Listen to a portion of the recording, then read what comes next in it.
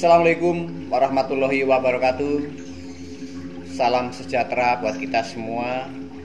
Om Swastiastu, salam kebajikan, salam sehat, salam rahayu, rahayu, rahayu. Pemirsa yang ada di rumah dan di mana saja kalian berada, saudara-saudaraku pecinta seni budaya, warisan leluhur bangsa. Kita berjumpa kembali bersama Padepokan Cikal Cawang dengan channel Ki Cahyo Dipuro. Masih melanjutkan video sebelumnya tentang pengikisan generasi muda dalam pagelaran wayang. Salah satunya adalah pendobrakan seorang seniman dalam berinovasi di dalam pagelaran. Baiklah pemirsa, pada sore hari ini kita juga sudah ditemani lagi sama Pak Dalang Basuki. Sugeng rawuhipun Pak Dalang, nggih, matur sanget niki kaping 3 sampun teng rawuh. Pada kesempatan sore hari ini saya mau bertanya tentang wayang. Wayang itu tadi sudah disebutkan pada episode pertama. Wayang itu berasal dari India. Bukan wayangnya, ceritanya. Cerita wayang dari India, ya. Itu Mahabharata dan Ramayana. Kalau wayangnya sudah disesuaikan dengan orang Jawa, ya. Kemudian tersebarlah wayang kulit di antero Nusantara, banyak sekali. Namun untuk di wilayah Kecamatan Mirit dan Ambal adalah ini juga ada namanya, kalau tidak salah, wayang golek, atau ada yang menyebut dengan wayang menak, yang di dalamnya adalah menceritakan tentang syiar agama Islam. Padahal kalau kita lihat, bangsa Indonesia itu boleh dikatakan 90% beragama Islam. Di antara kedua pagelaran ini sangat kurang seimbang menurut saya.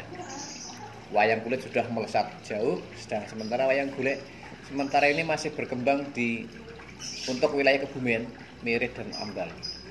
Kalau di Yogyakarta yang sudah ada, namun kita melihat di lingkup sini tidak seluas pagelaran wayang kulit. Ini bagaimana terobosan Pak Dalang Basuki, juga seorang seniman dalang, kecuali wayang kulit juga wayang golek, ya. Terobosan Pak Dalang untuk bagaimana cara kita memperluas pagelaran wayang golek. Mungkin bisa diambil dari tinjauan keilmuan, bagaimana caranya, atau bisa dilihat dari tinjauan dari segi agama Islam. Mungkin bukan hanya wayang golek, tetapi juga wayang kulit. Kalau menurut Pak Dalang, Terima kasih Mas Bey Cahyono Dipuro yang ketiga kalinya. Semampu saya kami akan menyampaikan dan menanggapi apa yang dikehendaki oleh Mas Cahyono Dipuro. Wayang, khususnya wayang kulit, ditinjau dari sudut agama, ditinjau dari sudut ilmu, ditinjau dari logika kenyataan. Kalau sudut ilmu, istilah Jawa dari Sunda sampai Madura itu racak-racak punya ilmu kejawen, baik Sunda, Banyumas, Jawa Tengah sampai Jawa Timur, bermacam-macam. Ada SBP 45, ada Pangestu, ada Sabtodarmo, ada KWN dan lain sebagainya, Kendil Besi, banyak sekali yang sekarang juga masih mengakar di hati masyarakat sebagian yang masih menggeluti, dan itu diakui oleh negara, oleh dinas P&K, kepercayaan, bukan agama tapi kepercayaan. Ilmu seperti matematika, fisika, biologi, itu pendapat saya. Tinggal itu kemampuannya si Dalang. Ketika saya mayang di Redisari, daerah Ngayah, tahunnya lupa, saya masih muda sekali. Mau mayang di sana itu putrane Pak Kiai rawuh ke rumah saya mau mayang awan. Ini cerita dulu. Oh monggo Mas, monggo ndak apa-apa. Tapi Bapak Romo Kiai ndak ngizinkan. Kemudian di Pejaguan, desanya Jabres, kepala desa. Putrane juga mau mayang awan. Monggo suaranya bagus sekali. Titis sekali. Wong dia kuliah di Undip. Tapi kengeramannya ndak pareng. Lah ketika saya mayang di Redisari, daerah Ngayah Kebumen, sebelum mayang saya ditimbali Pak Kiai dikasih buku skrip. Buku skrip ada tulisannya tangan. Saat itu kami membaca cuma sepintas kilas, belum mampu menerjemahkan. Setelah saya pulang di rumah, saya baca ternyata nilainya tinggi sekali. Wayang ditinjau dari sudut Islam. Yang saya ingat, dipecahkan nama Pandowo. Pandowo itu anaknya 5, bocah 5. Kuntadewa, Werkudara, Janaka, ya Arjuna, Nakula, Sadewa. Apa sebabnya dijenengi Kuntadewa? Dalam buku itu dari kata kun anta dawa, sira kuat kanggonan. Kanggonan apa? Kanggonan jimat Kalimasada, Kaumus Kalimasada. Mulane duwe getih putih. Sebab wonge kudu suci, kudu jujur, kudu temen, kudu wong sugih, ning kudu wong sing temen, wong sing suci. Janji abang ya abang, janji kuning ya kuning, orang bilang itu sing wis tiba.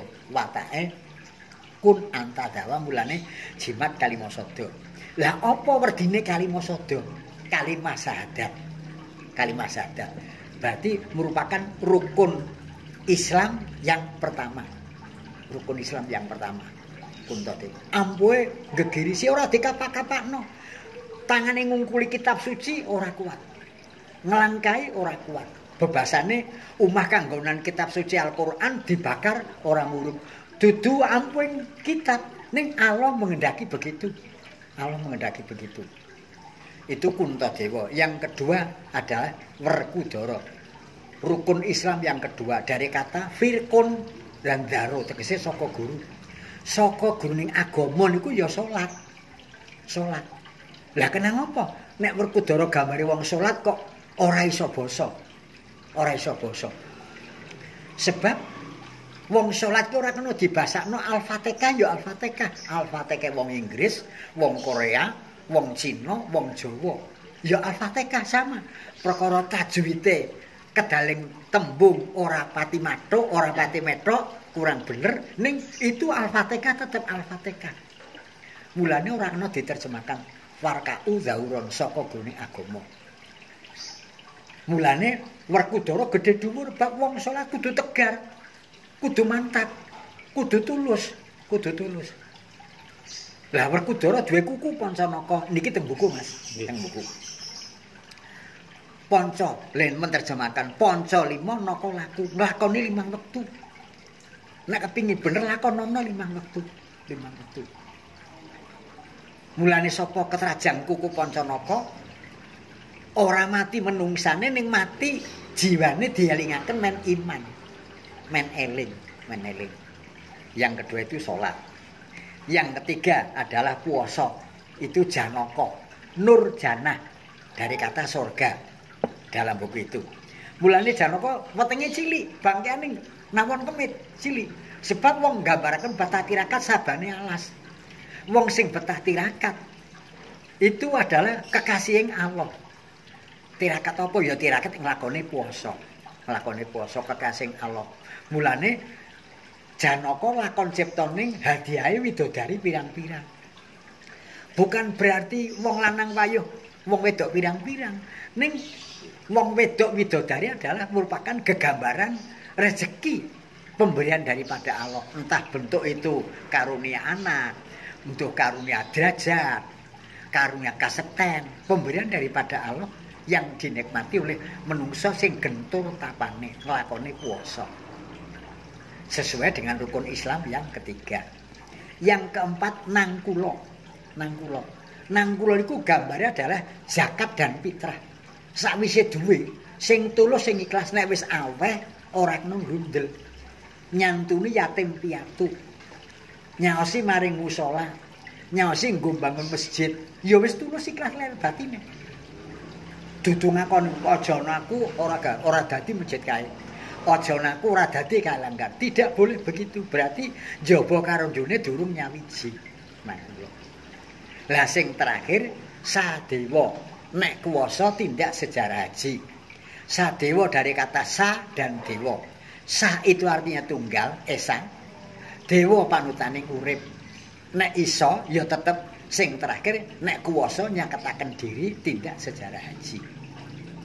Ini juga gemantung kemampuan si dalang di dalam menerjemahkan ibaratnya guru menjabarkan karo muridé, kiai mulang karo santrine. Intine padha tapi dalam penyampaiannya sambung atau tidak. Sambung atau tidak. Itu gambarnya Pandhawa 5 merupakan rukun Islam. Pemirsa, demikian tadi yang disampaikan Pak Dalang Basuki memang luar biasa ya. Ternyata Pandawa itu menggambarkan rukun Islam. Kalau orang Jawa ngomong jidat rolat lukat pasomoji ya. Jadi dari pertama Kuntadewa ya. Tadi sudah disebutkan dari kalimat apa dan bagaimana. Mungkin ada nggak Pak Dalang? Nah, mungkin Kuntadewa punya pusaka apa, punya arti apa, atau Berkedara mungkin punya Gada Wesi Kuning itu arti apa? Kira-kira ada nggak? Yang saya dapatkan di dalam buku itu cuma kalimat sodo pusaka di Kuntadewa itu terjemahan daripada kalimat syahadat. Bisa mati sampurno, tapi kalau bisa membaca dan melakoni kalimat syahadat, artinya syahadat masuk Islam. Seperti di dalam pewayangan juga, dalam cerita pewayangan. Kuntadewa kalau menurut pewayangan saya isikan Mukswa, Pandhawa Mukswa. Sadurunge nglakoni Mukswa, Kuntadewa nglakoni matirta. Mubengi kali Gangga, mubengi para fakir miskin, Danadaya maringaken harta bendane kepada orang-orang yang membutuhkan. Orang yang membutuhkan. Kalau di dalam cerita pewayangan, Kuntadewa ketemu dengan Sunan Kalijaga. Ini hanya metroke atau ambrih ketemune. Duwe pusaka ning ora iso maca. Sebab sastra sandi ora ana tulisane. Ora tulisane. Yang menerjemahkan Kanjeng Sunan Kalijaga. Nderekaken setelah nderekaken ngetuburi pangandikane Kanjeng Sunan Kalijaga, berarti Kuntadewa masuk Islam sehingga bisa mukswa diterima di surga langgeng. Tapi itu gemantung kemampuan si dalang di dalam menerjemahkan, membawa penonton, membawa masyarakat bisa hanyut ke situ. Tapi tidak membodohi, Ya ini hubungannya wayang Pandhawa dengan Islam, dengan agama. Memang luar biasa, pemirsa. Tokoh wayang Pandawa 5 itu memang sangat luar biasa. Boleh dikatakan adalah rukun Islam. Itu diawali, Mas. Ya. Mongko Pandhawa sing ngomong itu Kresna. Nah, ya sekali lagi tadi disampaikan. Ya, terima kasih. Ya. Saya Mas teringat jadi. Ya. Kresna ya, itu kata Kresna. Kresna itu tidak salah punya pusaka. Ya. Namanya Kembang Cangkok Wijaya Kusuma. Ya. Ini mungkin punya arti yang berbeda. Artinya gini, katanya kalau Cangkok Wijaya Kusuma itu boleh dikatakan kalau yang sudah mati dikasih Cangkok Wijaya Kusuma menjadi hidup. Iya. Ini saya yakin walaupun saya tidak tahu secara pasti ini bukan apa ya istilah lugu apa adanya, iya. Tapi mungkin mengandung filsafat atau keilmuan yang sangat tinggi, iya. Atau mungkin juga punya senjata cokro ya itu ya. Iya. Coba mungkin Pak Dalang bisa memberikan pencerahan kepada pemirsa yang ada di rumah atau yang mengikuti kegiatan di YouTube Ki Cahyo Dipuro. Tunggu Pak.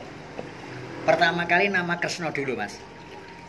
Kresna dari buku yang saya terima di buku skrip itu adalah terjemahannya Korosna. Yang artinya pengadilan, sumbering pengadilan. Itu Kresna, Korosna. Punya pusaka namanya Senjata Cakra. Landhepe 99. Asmaul Husna. Nama Allah itu 99. Senjata Cakra. Senjata pamungkas ngerampungi gawe. Ya Asmaul Husna itu. Punya senjata yang kedua Kembang Jaya Kusuma. Di dalam buku itu diterjemahkan kembang adalah kehidupan. dari cilik, dewasa, tua sampai mati. Step by step kehidupan manusia, baik pewayangan maupun kita sebagai umat manusia. Kembang kehidupan. Joyo itu artinya menang. Ini dalam buku saya enggak ngarang. Joyo artinya kesumo, artinya roh. Roh yang menang itu adalah orang atau manungsa sing iman. Iman. Sing mati nek ditungguli, nek saya setelah membaca buku itu, nek setejo mati ditungguli urip, Gathuk Kaca mati ditungguli urip, nek bagi saya itu musyrik tumrap agama. Enggak ada, orang mati sudah mati. Yang mati itu adalah imane. Imane maune ora salat, ora ngelingi nek urip itu ana sing nguripi. Ditungguli kembang Jaya Kesumo, dadi sadar eling iman karo sing gawe urip. Agamamu apa, panutanmu sapa, kitabmu apa, kitabmu apa. Sehingga saling punya rasa persatuan, rasa kemanusiaan, rasa kebersamaan lain suku tapi tetap menyatu. Jadi janjane piwulan. Itu nek ditinjau dari sudut agama Islam yang kami pelajari dan yang kami baca. Kembang Jaya Kesumo maupun Senjata Cakra. Di antaranya begitu, Mas. Ya, terima kasih. Sangat luar biasa. Ternyata wayang itu punya filsafat yang sangat tinggi. Kalau kita bisa memahami. Jadi suatu pagelaran wayang memang kunci utamanya adalah pada sang dalang. Bagaimana di dalam menyampaikan pagelarannya, bagaimana dalam menginovasi suatu pagelaran sehingga bisa menarik penonton. Salah satunya adalah tadi pencerahan di dalam cerita. Baik, terima kasih. Ini mungkin sudah session akhir. Tadi saya sudah menyinggung tentang wayang golek, namun karena kesempatan ini belum memungkinkan, waktunya juga sudah semakin sore. Mungkin akan kita kupas pada video selanjutnya. Namun pada akhir kegiatan ini tadi berbagai macam terobosan-terobosan seorang seniman dalang di dalam menceritakannya untuk membangkitkan generasi muda yang sekarang sudah sedikit terkikis dengan pagelaran wayang itu. Nek menurut Pak Dalang, kira-kira itu masa depannya itu mau seperti apa wayang itu? Masa depannya pertama kali gemantung kepada pemangku kepentingan, yaitu si dalang sendiri. Tidak melihat masalah umur muda atau tua. Pertama kali mampu atau tidak membuat input kita mayang kepada penonton. Kiai paring pengajian nang pondok wis 10 tahun 15 tahun. Ning bareng paring pengajian sing diulang ngantuk. Busana sing nang trimo pondok desa garger sehingga bisa menyelipkan isi-isi daripada agama. Dalang sama saja. Tidak ngarani siapapun, yang penting mampu membuat ketika kita di panggung membuat input penonton yang muda, yang tua, laki maupun perempuan. Cara penyampaian bisa sambung atau tidak. Satu. Yang kedua kali si dalang juga monggo bab watak dalang itu macam-macam.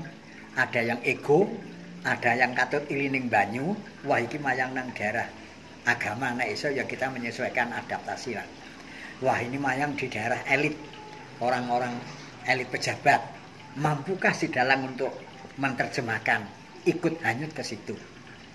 Kita mayang di daerah petani, bagaimana caranya? Bab kiai paring pengajian dengan dalang mayang itu lain, Pak.